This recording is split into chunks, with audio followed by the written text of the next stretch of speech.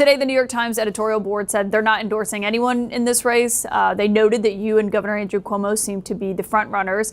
And they described your campaign as joyful. They said that you have a fresh style, but they also said, and these are their words, that you're running on an agenda uniquely unsuited to the city's challenges. That they called you a democratic socialist who too often ignores the unavoidable trade-offs of government, of governance. And they say that you basically want the government to operate grocery stores as if customer service and retail sales were strengths of the public sector. He minimizes the importance of policing.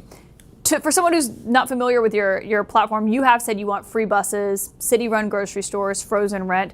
How do you plan to pay for those proposals?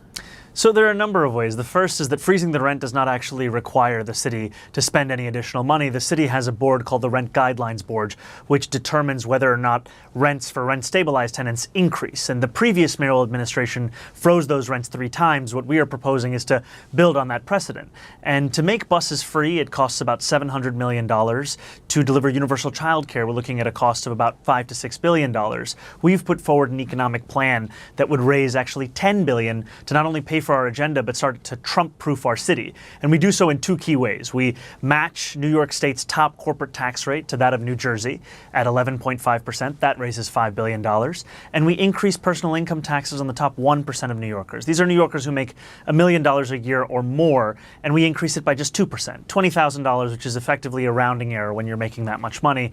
And those things together with good government reforms raise $10 billion a year. And ultimately what that does is not just provide for the economic agenda we've been running on to center working people at the heart of our politics, but also deliver a city with excellent public services. And when I speak to wealthy New Yorkers, I hear so often that concern around quality of life. And while I respect the dozen or so writers who make up the New York Times editorial board, I also know that their own panel of experts recommended our campaign as the leading campaign when addressing housing and quality of life.